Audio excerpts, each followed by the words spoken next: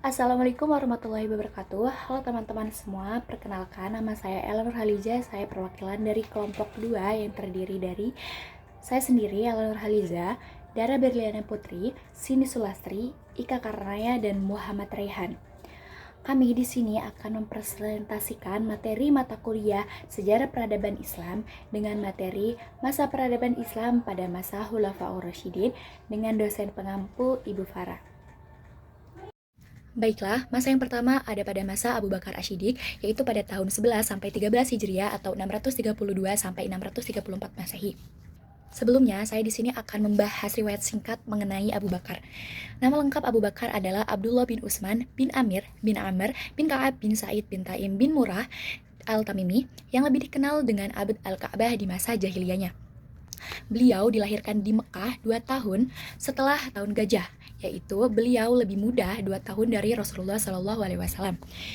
Beliau terkenal sebagai seorang yang berperilaku terpuji, tidak pernah meminum khamar dan selalu menjaga kehormatan diri. Abu Bakar pada masa mudanya adalah seorang saudagar yang sangat kaya raya. Dia yang pertama kali masuk Islam dari kalangan lelaki dewasa, dan setelah menjadi seorang muslim, dia lebih memusatkan diri dalam kegiatan dakwah Islamiyah bersama Rasulullah. Banyak orang Arab masuk Islam melalui Abu Bakar, di antaranya Utsman bin Affan, Zubair bin Awam, Abdurrahman bin Auf, Sa'ad bin Abi Waqqas, dan Tolha bin Ubaidillah. Yang kedua yaitu mengenai Abu Bakar diangkat menjadi seorang khalifah. Nah, masalah yang pertama kali timbul dalam Islam sesudah Nabi wafat adalah masalah politik, yaitu mengenai pengganti Nabi sebagai kepala negara dalam kapasitasnya sebagai kepala negara di Madinah, sedang kedudukannya sebagai Rasul tidak dapat digantikan oleh siapapun. Sementara Nabi pada saat itu tidak meninggalkan wasiat tentang penunjuk seseorang yang akan menggantikannya sebagai kepala negara sepeninggalannya. Karena itu, tidak lama setelah beliau wafat, belum lagi jenazahnya dimakamkan, sejumlah tokoh Ansor dan Muhajirin berkumpul di balai Sakifah Bani Sa'idah Madinah. Nah, sebelum melanjutkan penjelasannya, di sini saya akan menjelaskan terlebih dahulu mengenai kaum Ansor dan kaum Muhajirin. Kaum Muhajirin adalah kaum sahabat Nabi yang hijrah dari Mekah ke Madinah, sedangkan kaum Ansor adalah kaum sahabat Nabi yang memang sudah tinggal di kota Madinah itu sendiri. Baiklah, selanjutnya, setelah mereka berkumpul di balai Sakifah tersebut, mereka bermusyawarah untuk memilih siapa yang ditunjuk menjadi kepala negara. Dalam musyawarah itu terjadi perdebatan yang sangat alot karena masing-masing kelompok di antara dua kelompok tersebut menganggap bahwa kelompoknya lah yang paling pantas menggantikan Nabi sebagai khalifah. Orang-orang Muhajirin mengatakan bahwa merekalah yang paling berhak menjadi khalifah karena merekalah yang mula-mula masuk Islam dan Nabi berasal dari kalangan mereka.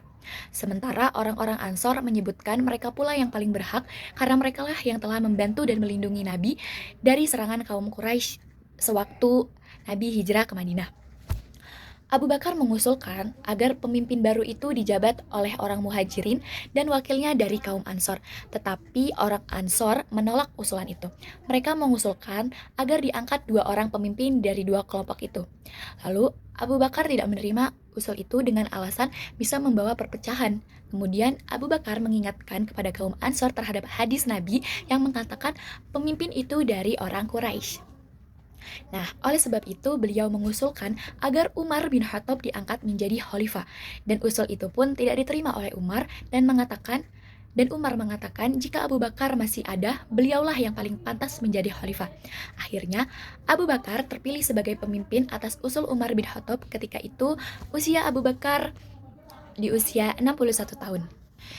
Nah, teman-teman, rupanya semangat keagamaan Abu Bakar mendapat penghargaan yang tinggi dari umat Islam, sehingga masing-masing pihak menerima dan membaiatnya sebagai pemimpin umat Islam pengganti Rasulullah yang perkembangannya selanjutnya disebut sebagai khalifah.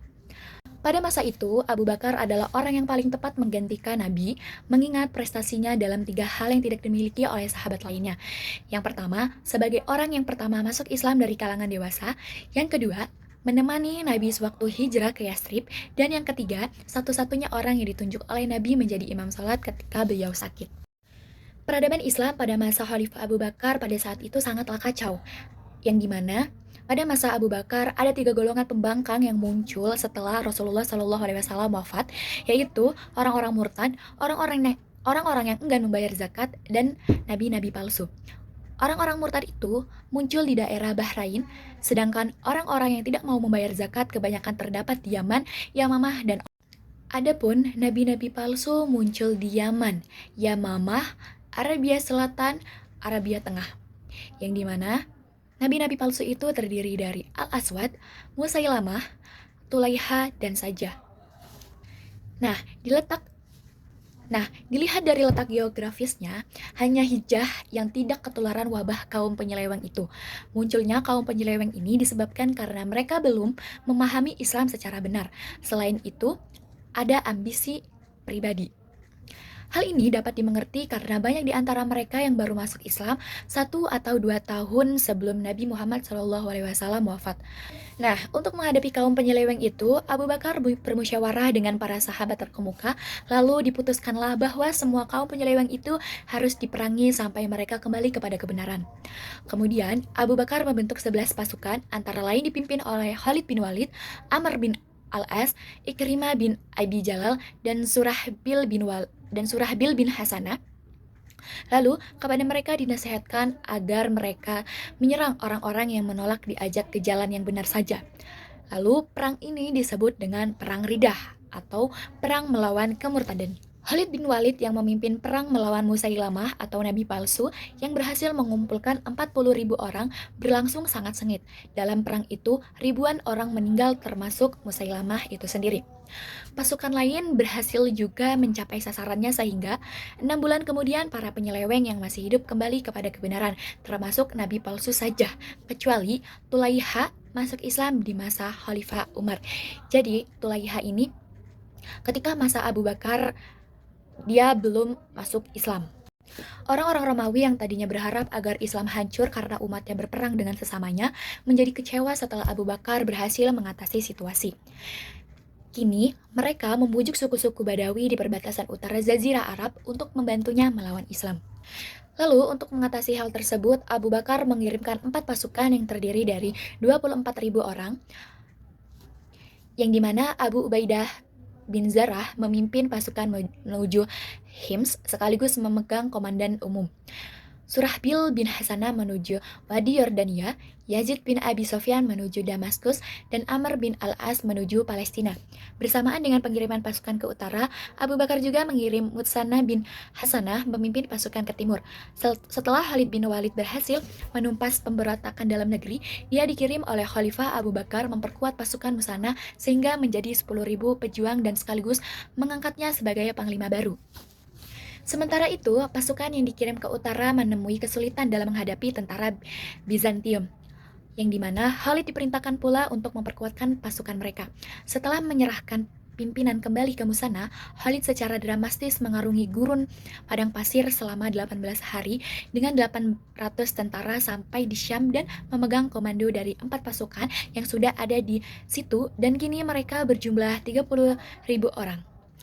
Lalu, pertempuran pertama terjadi di Ajanadin pada tanggal 30 Juli 634 Masehi dan pertempuran itu dimenangkan oleh pihak Islam.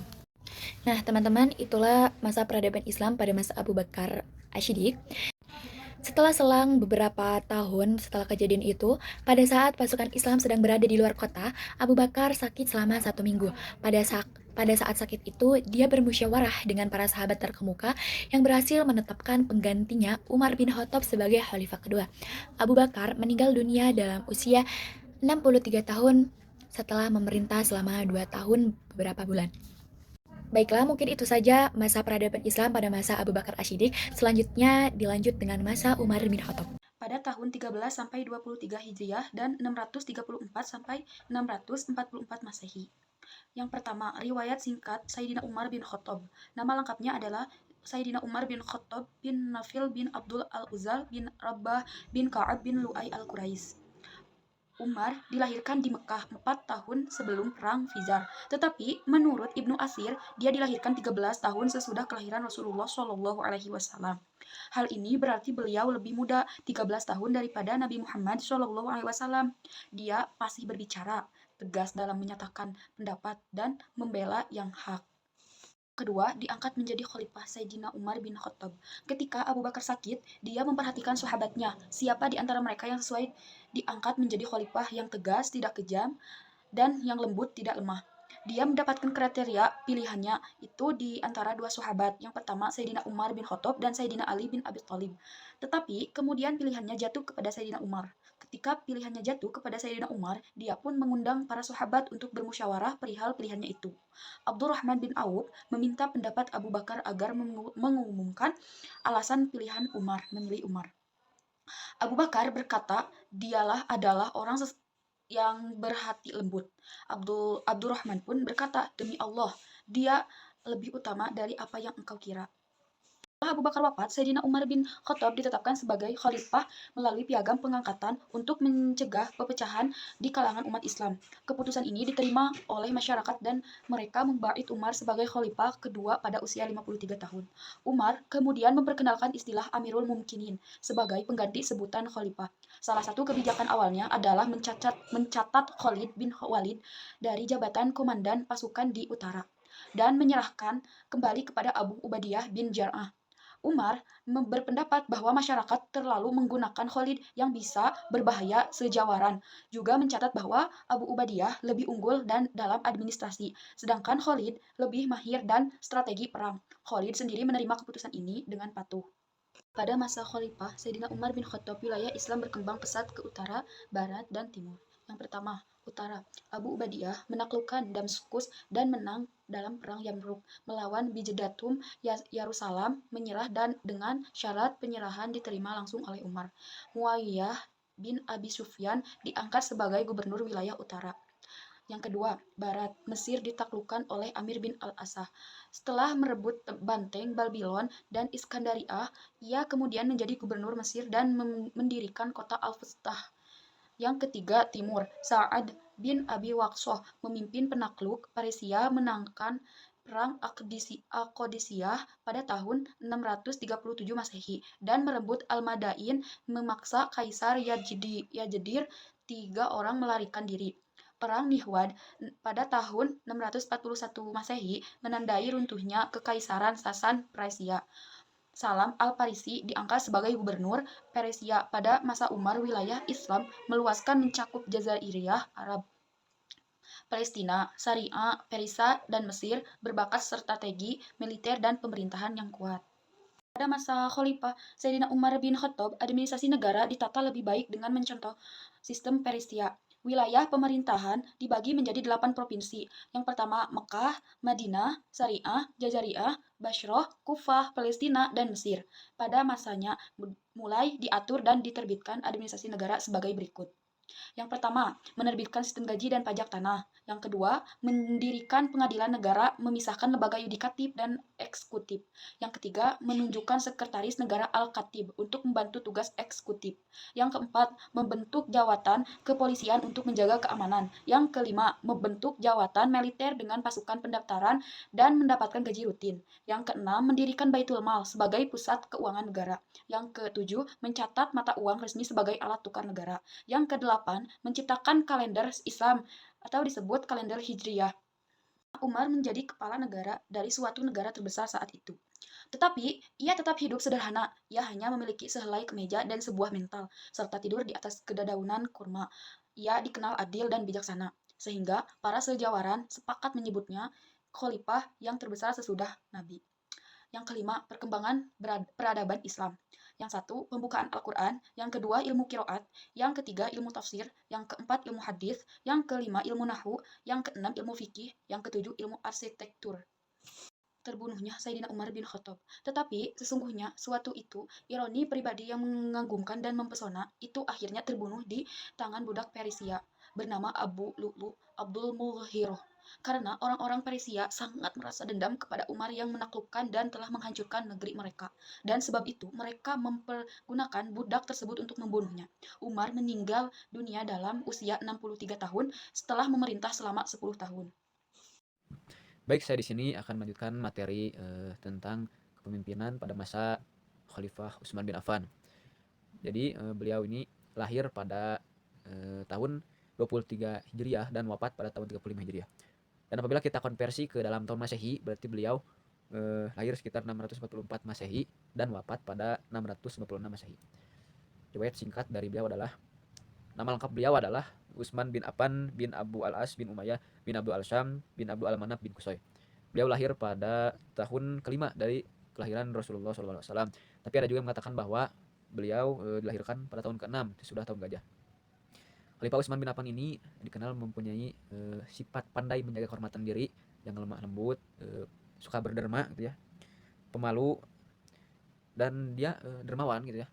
Banyak berderma. Waktu itu juga pada waktu perang Tabuk atas ajakan Rasulullah SAW, dia berderma sebanyak 950 kuda dan bahan logistik lainnya ditambah uang sebanyak 1000 dinar. Nah, beliau ini masuk Islam melalui Abu Bakar, dan beliau ini dinikahkan kepada putri dari Nabi Muhammad SAW, yaitu Ruqayyah binti Muhammad. Utsman tercatat sebagai orang yang pertama memimpin hijrah bersama istrinya ke Habsyi untuk kemudian hijrah pula ke Madinah ya. Utsman ini selalu mengikuti berbagai perang, tetapi ada satu perang yang tidak bisa diikuti oleh beliau, yaitu bernama Perang Badar. Karena pada saat waktu itu dia sedang menemani istrinya Ruqayyah yang sedang sakit, dan sampai akhirnya dia wafat dan dimakamkan pada di saat kemenangan kaum muslimin gitu pada Perang Badar gitu. Dan selanjutnya beliau dinikahkan pada putri Nabi juga, itu Ummu Kulsum. Jadi yang pertama dia dinikahkan kepada Ruqayyah, yang kedua itu Ummu Kulsum. Karena itulah beliau dianugerahi gelar Zunurain, yaitu yang berarti pemilik dua cahaya. Kenapa disebut pemilik dua cahaya? Maknanya gitu ya. Ya karena beliau menikah kepada dua putri Nabi itu, yaitu Ruqayyah dan Kulsum tersebut. Baik. Selanjutnya beliau diangkat menjadi khalifah ya. Para sahabat terkemuka meminta Umar agar menetapkan penggantinya sebagai khalifah bila dia meninggal dunia. Akhirnya pun dia membentuk panitia yang 6 itu, atau disebut Ashab al-Sittah, dan melakukan pembagian tugas untuk menggantikannya itu. Mereka yang berenam itu adalah Utsman bin Affan, Ali bin Abi Thalib, Thalhah bin Ubaidillah, Zubair bin Awam, Abdurrahman bin Auf, dan Sa'ad bin Abi Waqqas. Sidang dilakukan setelah Khalifah Umar wafat, dan hasil sidang tersebut pendapat dari kalangan masyarakat bahwa Abdurrahman sebagai ketua menetapkan Utsman sebagai khalifah ketiga ya, dalam usia 70 tahun. Bayangkan 70 tahun Khalifah Utsman memimpin sebagai khalifah ya. Kalau di kita berarti sudah tamat tua gitu ya. Setelah 4 hari Umar wafat dengan 3 pertimbangan. Itu yang pertama, dari segi senioritas bila Ali diangkat menjadi khalifah, tidak ada lagi pertimbangan untuk Utsman sesudahnya. Yang kedua, masyarakat telah jenuh dengan pola kepemimpinan Umar yang serba disiplin dan keras. Bila Ali diangkat akan terulang seperti itu. Mungkin karena sifat dari Umar bin Khattab itu kan dikenal dengan sifat tegas dan gagahnya itu ya. Ya mungkin masyarakat sudah bosan, jadi ingin merasakan suasana pemerintahan yang baru ya. Bagaimana kebijakan-kebijakan baru gitu ya. Ketiga, menarik jabatan khalifah dari Ali sebagai keluarga Nabi jauh lebih sulit dibandingkan dengan Utsman. Ali bin Abi Thalib dengan pendukungnya turut memberikan baiat mereka kepada Utsman. Jadi seperti itu ya. Baik, selanjutnya akan disampaikan materinya dilanjutkan oleh saudara Rehan. Terima kasih. Baik, selanjutnya yaitu kebijakan-kebijakan pada masa Khalifah Utsman bin Affan. Yang pertama yaitu kebijakan pembangunan dan infrastruktur. Jadi Sayyidina Utsman memfokuskan pada pembangunan jalan, jembatan, dan fasilitas umum untuk mendukung perdagangan dan mobilitas. Jalan-jalan utama dibangun untuk menghubungkan berbagai kota dan wilayah dalam kekhalifahan. Ini meningkatkan efisiensi transportasi dan pertumbuhan ekonomi. Lalu selain itu, Sayyidina Utsman juga memperluas dan memperbaiki Masjid Nabawi di Madinah dan Masjidil Haram di Mekah untuk menampung jemaah yang semakin meningkat gitu. Perluasan ini juga bertujuan untuk meningkatkan kenyamanan dan kualitas pengalaman dalam beribadah. Lalu yang kedua yaitu pembagian wilayah dan administrasi. Jadi Sayyidina Utsman membagi wilayah kekhalifahan itu menjadi provinsi-provinsi yang lebih teratur dengan menunjuk gubernur untuk mengelola administrasi lokal itu. Ini meningkatkan efisiensi pemerintahan dan pengelolaan wilayah. Lalu yang ketiga yaitu penyusunan Al-Qur'an. Kompilasi Al-Qur'an. Jadi Sayyidina Utsman memerintahkan pengumpulan berbagai versi Al-Qur'an dan menyusunnya menjadi satu naskah untuk mencegah perpecahan dan kesalahpahaman dalam bacaan Al-Qur'an. Setelah dikumpulkan dan disusun, itu didistribusikan. Jadi naskah Al-Qur'an yang telah ada standarnya itu disebarluaskan ke berbagai wilayah kekhalifahan untuk memastikan keseragaman dalam bacaan dan interpretasi. Lalu yang keempat yaitu ekspansi wilayah kekhalifahan. Di bawah kepemimpinan Sayyidina Utsman, kekhalifahan Islam mengalami ekspansi yang signifikan ke wilayah-wilayah baru, termasuk ke Afrika Utara, Anatolia, dan Asia Tengah. Penaklukan ini meningkatkan kekuasaan politik dan ekonomi kekhalifahan Islam. Setelah itu, hukum Islam juga diterapkan di wilayah-wilayah baru itu. Nah, lanjut, selain itu, Sayyidina Utsman bin Affan sebagai khalifah ketiga juga mengambil beberapa kebijakan yang menimbulkan pro dan kontra. Yang pertama yaitu politik nepotisme. Jadi, Sayyidina Utsman mengangkat keluarga dan kerabatnya ke posisi penting dalam pemerintahan. Contohnya seperti Abdullah bin Sa'ad yang diangkat sebagai gubernur Mesir, lalu Walid bin Uqbah yang diangkat menjadi gubernur Kufah, lalu Muawiyah bin Abi Sufyan tetap menjadi gubernur Syria dengan wilayah yang diperluas. Nah, itu dianggap oleh masyarakat sebagai politik nepotisme yang dilakukan oleh Khalifah Utsman bin Affan. Lalu yang kedua yaitu pembubaran Dewan Pengelola Baitul Mal. Nah, dewan ini sebelumnya dibentuk oleh Khalifah Umar bin Khattab dan dikelola oleh Abdullah bin Arqam yang dikenal sangat jujur. Sayyidina Utsman menghapus dewan ini dan mengambil alih pengelolaan langsung. Dan yang ketiga yaitu kebijakan tanah. Sayyidina Utsman menjual tanah-tanah negara kepada individu seperti tanah di Basrah dan Kufah yang dijual kepada Talhah dan Zubair. Dan kebijakan ini menimbulkan ketidakpuasan di kalangan rakyat, terkhusus rakyat masyarakat kecil ya. Nah, lanjut. Jadi kebijakan Sayyidina Utsman ini menimbulkan berbagai dampak negatif. Yang pertama yaitu adanya protes dan kecaman dari rakyat. Rakyat merasa tidak puas karena banyak posisi strategis diisi oleh keluarga Sayyidina Utsman yang dianggap tidak memiliki integritas yang baik. Contohnya Walid bin Uqbah yang dikenal sebagai pemabuk dan Abdullah bin Sa'ad yang pernah murtad. Lalu yang kedua yaitu adanya ketimpangan ekonomi. Keluarga Bani Umayyah dan sahabat tertentu menjadi sangat kaya karena kebijakan Sayyidina Utsman, sementara rakyat biasa semakin miskin karena kehilangan akses ke tanah dan sumber daya. Dan yang ketiga yaitu munculnya tokoh penentang seperti Abu Dzar Al-Ghifari yang mengecam ketimpangan ini. Lalu Abu Dzar akhirnya ditangkap dan disingkirkan. Lalu selanjutnya yaitu pemberontakan dan krisis. Nah, ketidakpuasan rakyat ini dimanfaatkan oleh Abdullah bin Saba, seorang munafik yang sebelumnya adalah penganut Yahudi. Dia berhasil menggalang pemberontakan di Kufah, Basrah, dan Mesir. Selain itu, muncul surat palsu yang mengatasnamakan Sayyidina Utsman. Surat ini berisi perintah untuk menangkap dan membunuh para pemberontak dari Mesir. Ketika surat ini ditemukan, Sayyidina Utsman menyangkal telah membuatnya dan mengatakan bahwa stempel yang digunakan adalah palsu. Lalu rakyat kemudian meminta Sayyidina Utsman untuk turun dari jabatannya, tetapi Sayyidina Utsman menolak dengan tegas dan mengatakan bahwa dia tidak akan melepaskan amanah yang diberikan Allah kepadanya. Selanjutnya yaitu pembunuhan Utsman bin Affan. Puncak dari krisis ini adalah pembunuhan Sayyidina Utsman bin Affan, yang dimana para pemberontak mengepung rumah Sayyidina Utsman selama 40 hari. Nah, selama pengepungan ini terjadi insiden panah yang menewaskan salah seorang pemberontak. Mereka menuntut agar si penembak panah diserahkan, namun Sayyidina Utsman menolak, dan pada akhirnya para pemberontak itu menyerbu rumah Sayyidina Utsman dan membunuhnya.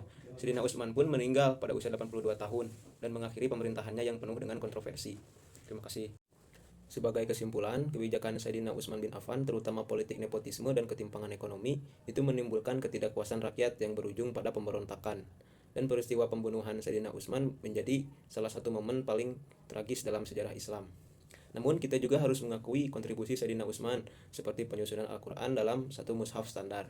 Semoga kita bisa mengambil pelajaran dari sejarah ini. Terima kasih. Ini saya Cindy Surastri akan membahas tentang sejarah peradaban Islam pada masa Khulafaur Rasyidin, yaitu pada masa Ali bin Abi Thalib pada tahun 23 sampai 35 Hijriah atau setara dengan 644 sampai 656 Masehi.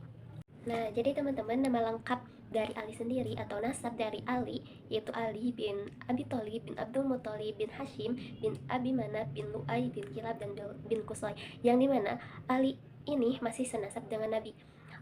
Kalau kita melihat sejarah, bahwasanya ketika Nabi kecil itu Nabi diurus oleh Abi Thalib, yang dimana Abi Thalib ini merupakan paman dari Rasulullah gitu teman-teman. Makanya di sini Ali, kalau kita melihat sejarah, Ali itu sangat dekat dengan Rasulullah, karena pada masanya Ali itu sempat diurus oleh Rasulullah. Jadi Nabi Muhammad tuh kayak ngajak kepada sahabatnya yaitu Abbas untuk meringankan beban Abu Thalib, karena kan Abu Thalib tuh dikenal oleh anaknya yang sangat banyak. Nah, jadi karena Rasulullah ingin meringankan beban tersebut, jadi Rasulullah mengajak Abbas untuk mengurus anak daripada Abu Thalib, yang dimana Abbas sendiri mengambil Ja'far untuk menjadi anak angkatnya dan Rasulullah mengambil Ali untuk menjadi anak angkatnya. Yang dimana kan kalau kita melihat sejarah bahwasanya Nabi ketika menikah dengan Khadijah, Nabi itu belum dikaruniai seorang anak laki-laki, makanya Nabi tuh memutuskan untuk mengambil Ali menjadi anak angkatnya. Nah teman-teman, jadi Ali bin Abi Thalib ini dia juga dilahirkan di Mekah, yaitu kota Hijaz, Jazirah Arab, pada 10 tahun sebelum masa kenabian. Nah jadi Ali ini faktanya gitu, Ali ini merupakan orang pertama yang masuk Islam dari kalangan remaja, menjelaskan bagaimana si Ali bin Abi Thalib itu diangkat menjadi khalifah. Nah semasa ada berita kalau Utsman dibunuh gitu, jadi yang menggantikannya tuh ya Ali bin Abi Thalib. Nah kaum pemberontak ini mulai menguasai Madinah, dan orang-orang dari Bani Umayyah banyak yang meninggalkan kota itu gitu. Di antaranya Marwan bin Al-Hakam yang berhasil menyelundup baju Utsman yang berlumuran darah ke Mekah. Nah jadi kaum pemberontak ini mendesak Ali bin Abi Thalib untuk menjadikannya khalifah, tetapi Ali bin Abi Thalib itu menolaknya. Awalnya tuh menolak, dan dia menegaskan bahwasannya itu tuh bukanlah urusan mereka, tetapi urusan para pejuang yang berjuang pada perang Badar gitu. Nah, setelah Ali ditunjuk untuk menjadi khalifah, Ali tuh kayak mencari gitu teman-temannya pada pas perang Badar. Kata Ali tuh kayak, mana Talha, mana Zubair, dan mana Sa'ad. Kan mereka tuh merupakan pejuang-pejuang pas perang Badar. Nah, karena keputusan Ali yang tidak mau mengangkat dirinya menjadi khalifah, jadi mereka tuh kayak si kaum pemberontak ini kayak menawarkan lagi kepada sahabat-sahabat yang lain, kepada Sa'ad, kepada Abdurrahman bin Auf, gitu, nanya apakah mereka tuh siap gitu jadi khalifah. Nah tapi kedua orang itu tuh menolak untuk menjadikan dirinya sebagai khalifah. Nah kaum pemberontak ini kembali nih mendesak kepada Ali gitu supaya bisa bersedia diangkat menjadi khalifah. Nah dari sini karena desakan daripada kaum pemberontak, Ali ini akhirnya menerima jabatan itu dengan ketentuan yang dia berikan gitu. Jadi ada syaratnya lah kalau mereka ingin Ali menjadi khalifah. Nah ada syaratnya dari Ali gitu. Nah apa sih syarat dari Ali? Nah jadi Ali tuh ngajuinnya simpel aja teman-teman. Jadi cuman Ali tuh kayak kalau ketika Ali memerintah, dia tuh harus berpegang teguh gitu kepada kitabullah atau Al-Quran dan kepada sunnah-sunnah Rasulullah. Nah, jadi teman-teman ketika Ali bin Abi Thalib sudah memutuskan bahwa sudah menerima bahwa dirinya akan diangkat menjadi seorang khalifah, nah di sini juga menjadi awal terjadinya konflik atau pemberontakan gitu. Nah, Ali bin Abi Thalib ini juga dituduh teman-teman sebagai orang yang bertanggung jawab atas kematiannya Utsman bin Affan gitu. Nah, bila mereka tuh kayak berpikir bila pemerintahan dipegang oleh Ali, maka cara-cara pemerintahan Umar yang keras dan disiplin akan kembali pada pemerintahan Utsman bin Affan yang mudah lunak dengan keadaan gitu. Nah, hingga ketika mereka tuh berpikir gitu, mereka tuh banyak yang tidak menyukai Ali gitu. Bagi kaum Umayyah sebagaimana kaum elit dan kelas atas gitu, mereka tuh kayak khawatir akan kekayaan mereka yang yang akan diambil, atau kebahagiaan mereka yang akan diambil oleh Ali gitu. Nah dari situ mereka tuh kayak awal mula pemberontakan mereka tuh karena karena pikiran mereka yang seperti itu teman-teman. Nah karena di sini juga Ali bin Abi Thalib itu mengubah beberapa peraturan yang telah ditetapkan pada masa Utsman bin Affan gitu. Seperti yang pertama tuh kayak Ali bin Abi Thalib tuh memecat gubernur yang telah ditetapkan pada masa Utsman bin Affan, bahkan ada gubernur yang telah ditetapkan pada masa Umar bin Khattab juga. Nah jadi pada masa Ali bin Abi Thalib ini gubernur itu dipecat dan digantikan oleh gubernur yang baru. Nah terus di sini juga Ali bin Abi Thalib itu kayak mengubah kebijakan atau mengambil kembali harta tanah-tanah yang diberikan oleh Utsman bin Affan kepada keluarganya dengan alasan yang secara jelas dan secara memfungsikan kembali gitu apa yang seharusnya Ali harus ambil gitu. Pada perang Badar, dalam suatu riwayat Ali itu pernah berpidato gitu setelah pembaiatannya. Kata Ali tuh, wahai manusia, kamu telah membaiatku sebagaimana yang telah kamu lakukan kepada khalifah-khalifah sebelumku. Nah aku hanya boleh menolak sebelum jatuh pilihan. Apabila telah jatuh pilihan, menolak tidak boleh lagi. Nah imam itu harus teguh dan rakyat itu harus patuh.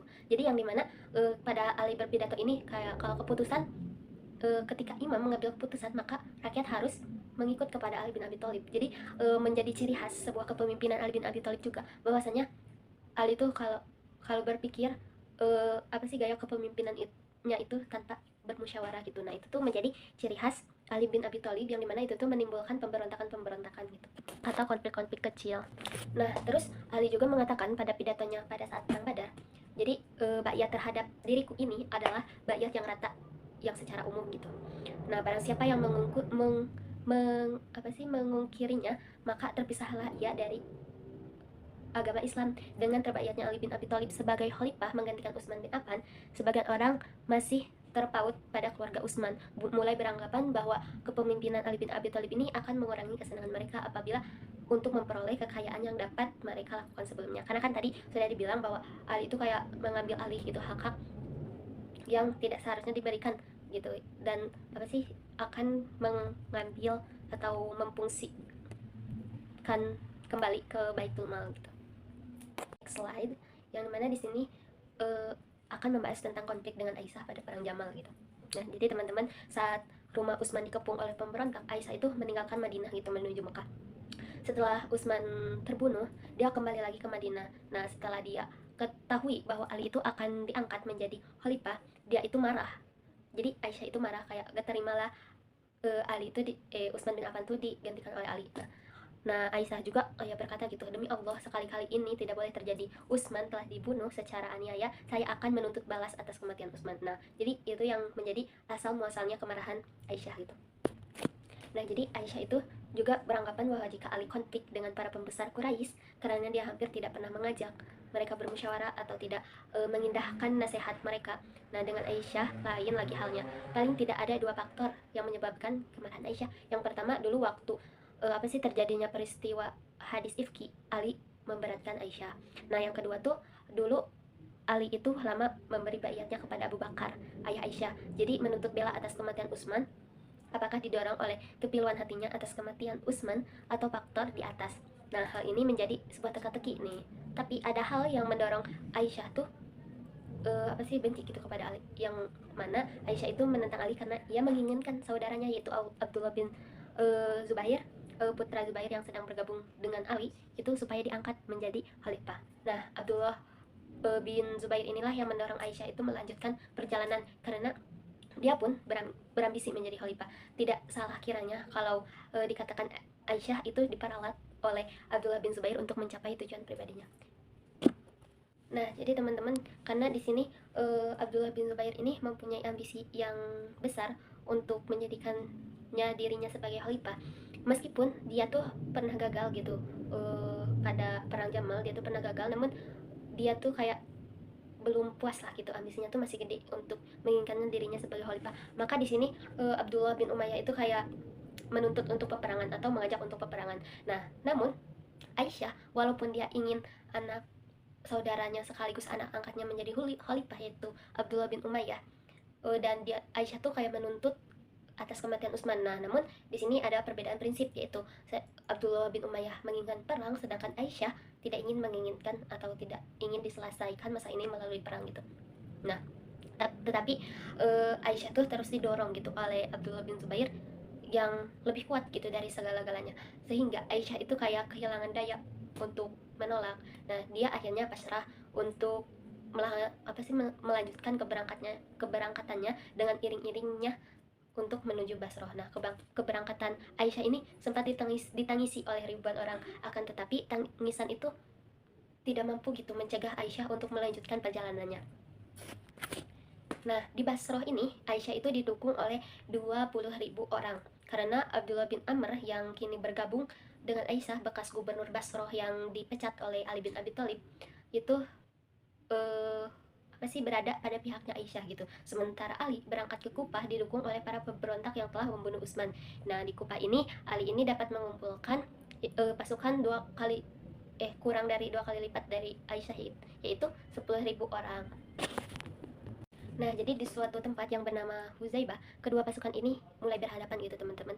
Jadi, tapi di sini Ali bin Abi Thalib ini berusaha menyelesaikan konflik dengan kepala dingin gitu, secara damai. Nah, ia tuh menasihati Aisyah supaya Aisyah dan para pengikut-pengikutnya itu mengurungkan niatnya gitu untuk menyelesaikan masalah dengan cara peperangan. Nah, pasukan Aisyah itu sempat termakan oleh omongan Ali untuk menyelesaikan masalahnya secara damai. Nah, kemudian di situ juga diadakan kayak perundingan. Jika saja perundingan ini berhasil, maka kaum muslimin ini akan terhindar dari peperangan antar kaum muslim sendiri gitu. Nah, namun di pihak Ali itu ada yang berkhianat teman-teman. Jadi ada orang-orang munafik yang dimana pengikut Ali, yaitu Abdullah bin Sabah. Nah, Abdullah bin Sabah itu kayak memancing keributan-keributan tanpa sepengetahuan Ali gitu. Nah, jadi pengikut-pengikut Abdullah bin Sabah ini memancing perkelahian pada pengikut-pengikutnya Aisyah. Maka di situ jadi terjadilah pertempuran antara dua golongan kaum muslimin itu. Nah, jadi teman-teman, perang ini tuh bisa disebut dengan perang unta karena pada saat itu Aisyah itu menunggang unta gitu. Nah, nah jadi ini tuh dalam sejarah gitu menjadi perang pertama kali di antara sesama muslim dan telah memakan kurang lebih itu 10.000 orang kaum muslimin yang gugur gitu pada peperangan itu. Nah, tapi setelah unta yang dinaiki oleh Aisyah itu dibunuh, nah jadi peperangan itu berhenti teman-teman dengan yang menangnya tuh kaum di pihak Ali bin Abi Thalib gitu. Tetapi Aisyah itu sangat dihormati oleh Ali dan Ali itu memulangkan Aisyah ke Mekah dengan penuh kehormatan gitu teman-teman, yang mana Ali bin Abi Thalib tuh tidak mengurangi rasa hormatnya kepada Aisyah gitu. Nah, jadi di sini Aisyah itu dipulangkan oleh saudara kandungnya yaitu Muhammad bin Abu Bakar yang pada saat itu berperang tapi berada di pihak Ali bin Abi Thalib. Nah, jadi teman-teman, menurut Ahmad Salibi dan para ahli sejarah, perang ini tuh bukan memperjuangkan kebenaran gitu, melainkan timbul karena hawa nafsu dari Abdullah bin Zubair yang ingin dirinya menjadi khalifah dan kebencian dari pada Aisyah kepada Ali gitu. Nah, dapat diketahui bahwa kedua orang ini sudah lama tidak berbaikan gitu. Nah, kebencian Aisyah yang dibalut oleh Abdullah bin Zubair itu menghidupkan api peperangan agar keinginannya menduduki pada kursi khalifah itu tercapai gitu. Nah, itu tuh jadi menjadi alasan atau pendorong perang Jamal ini, teman-teman. Oke, next slide. Di sini akan membahas tentang konflik dengan Muawiyah atau perang Siffin, teman-teman. Nah, jadi bisa dibilang bahwa konflik pada masa pemerintahan Ali bin Abi Thalib ini menjadi sebuah konflik yang sangat berkepanjangan gitu. Bahkan konflik ini tuh kayak membawa kepada kematiannya Ali bin Abi Thalib itu. Nah, ketika Ali diangkat menjadi khalifah, Muawiyah itu sudah menjadi gubernur Syam semenjak 22 tahun. Bukan hanya semenjak pada pemerintahan Utsman bin Affan saja, tetapi sudah berada pada pemerintahan Umar bin Khattab itu, teman-teman. Nah, jadi Muawiyah dan penduduk Sam itu menuduh bahwasanya Ali itu terlibat pada peristiwa pembunuhan Utsman bin Affan. Nah, jadi mereka tuh kayak meminta pertanggungjawaban Ali terhadap peristiwa itu, atau setidaknya Ali itu mengajukan kepada pengadilan orang-orang yang ikut membunuh Utsman. Jadi kayak Ali itu mengajukan dirilah bahwasanya Ali itu berada pada orang-orang yang membunuh Utsman gitu. Nah, karena Ali itu tidak bisa memenuhi permintaan yang diajukan mereka, maka mereka tuh menolak pembaiatan Ali. Juga mereka tuh menolak memberikan jabatan khalifah kepada Ali bin Abi Thalib gitu. Karena hal ini menurut mereka tuh kayak menyerahkan jabatan itu kepada Bani Hasyim untuk selamanya. Nah, jadi mereka berpihak pada Umayyah karena kehidupan mereka bertambah baik dan makmur ketika dipegang oleh Umayyah gitu. Tentu saja mereka itu ingin makmur selamanya di bawah kekuasaan Umayyah. Nah, Ali itu memandang Umayyah itu sebagai pembangkang yang harus diperangi. Oleh karena itu dia bersama 50.000 orang tentaranya berangkat menuju utara dan di suatu tempat bernama Siffin. Nah, ini tuh jadi asal muasalnya perang ini kenapa dinamakan Siffin, karena tempat itu bernama Siffin gitu, yang berada di sebelah barat sungai Efrat gitu. Nah, dia itu bertemu pasukan Muawiyah gitu sebanyak 80.000 orang, teman-teman. Nah, jadi untuk kedua kalinya nih, Ali itu kayak tidak menginginkan perang. Jadi oleh karena itu dia tuh kayak memutuskan untuk perang ini tidak dilanjutkan dan diselesaikan dengan cara berdamai gitu, atau berdiskusi lah. Nah, Ali itu mengutus orang lah untuk bertemu dengan Muawiyah supaya Muawiyah tuh mau gitu membayatkan Ali bin Abi Thalib sebagai khalifah. Tetapi Muawiyah itu tidak mengindahkannya atau tidak mengiyakannya. Nah, oleh karena itu tidak ada alternatif lain bagi mereka kecuali dengan memerangi Muawiyah. Nah, jadi di situ terjadilah perang, teman-teman. Nah, jadi Ali juga berhasil untuk membangkitkan semangat pasukannya nih, sehingga kemenangan sudah hampir dicapai. Muawiyah yang cemas melihat situasi, ia memanggil Amr bin As untuk melakukan siasat. Kemudian Amr ini memerintah kepada anggota pasukannya untuk membawa mushaf, atau mushaf tuh Al-Quran, supaya diangkat dengan tombak di atas sambil berseru atau mengangkat mushafnya kayak apa sih, sambil mengucap inilah kitab Allah yang menjadi hukum antara kita. Jadi kayak mengancam gitu teman-teman kalau di ini. Nah, sebagian pasukan Ali yang melihat kejadian itu gitu, peristiwa itu, hal itu tuh Ali tuh meminta untuk menghentikan peperangannya. Tetapi ditolak Ali sambil menegaskan bahwa itu merupakan tipu daya yang dilakukan oleh pasukan Muawiyah gitu. Karena dia sudah mengenal Muawiyah dan Amr sejak ia kecil. Katanya mereka itu tidak dapat dipercaya. Jadi Ali tuh ngomong ke pasukannya gitu. Tapi seruan Ali untuk tidak menghentikan peperangan ini tuh ditolak gitu oleh pasukan Ali itu sendiri. Nah, jadi tidak mendapat sambutan gitu dari mereka. Malahan mereka itu memaksa Ali untuk menghentikan perang. Nah, jadi sebagian pasukan Ali yang melihat kejadian itu, teman-teman, meminta untuk menghentikan peperangannya. Tetapi Ali itu menolak. Ali itu tidak mau untuk menghentikan peperangan ini gitu. Karena Ali tahu bahwasanya itu merupakan tipu daya Muawiyah dan Amr. Karena Ali itu sudah kenal kepada Muawiyah dan Amr sejak kecil. Jadi Ali itu udah tahulah dia tuh orangnya kayak gimana gitu. Nah, di sini Ali tuh kayak berseru agar peperangan tetap dilanjutkan, tetapi ditolak oleh pasukan Ali itu sendiri. Bahwasanya mereka tuh kayak meminta Ali untuk memberhentikan peperangan ini gitu. Nah, di sini Ali tuh kayak terpaksa untuk mengumumkan peperangan ini diberhentikan gitu. Dan perselisihan ini tuh diselesaikan dengan cara bermusyawarah gitu.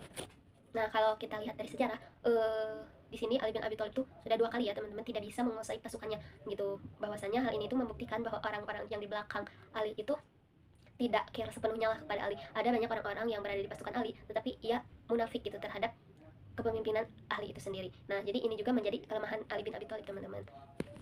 Oke, next slide teman-teman. Jadi di sini saya akan menceritakan tentang peristiwa tahkim ini berjalan. Nah, setelah peristiwa tadi muncul gitu, nah masing-masing dari pihak Muawiyah maupun pihak Ali itu menyetujui untuk mengutus seorang perunding atau hakam, teman-teman. Keputusan ini dapat mengikat kedua belah pihak gitu, baik dari pihak Ali maupun dari pihak Muawiyah. Nah, dari pihak Ali itu mengutus Abu Musa al-Asy'ari gitu, bekas gubernur yang pernah dipecatnya gitu.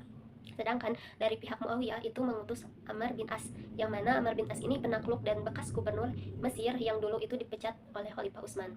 Nah, tahkim ini atau perundingan ini diselenggarakan pada bulan Ramadan, yaitu 37 Hijriah atau setara dengan Januari 659 Masehi gitu, teman-teman. Nah, di suatu tempat yang bernama Jumad al-Jandal gitu, terletak antara Madinah dan Damaskus. Agenda perundingan ini ialah yang pertama, Utsman bin Affan itu terbunuh secara dolim gitu. Nah, yang kedua, siapa yang tepat gitu menjadi khalifah. Nah, 2 topik ini yang menjadi dasar utama perundingan pada peristiwa tahkim ini.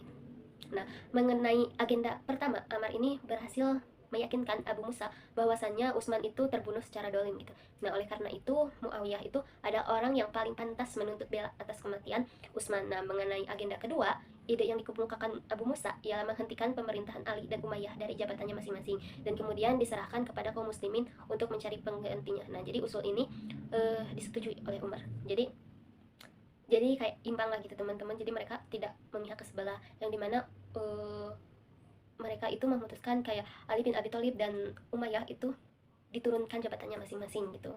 Nah, selesailah peristiwa tahkim. Terus di sini akan lanjut ke akhir pemerintah. Oke, next slide teman-teman. Jadi ini itu bagian dari akhir pemerintahannya Ali bin Abi Thalib gitu.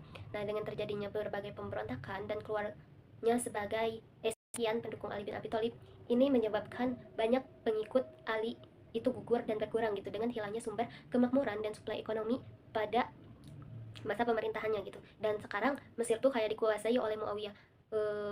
Jadi di sini kayak Ali tuh kayak menurun, sedangkan Muawiyah terus berkembang pesat gitu.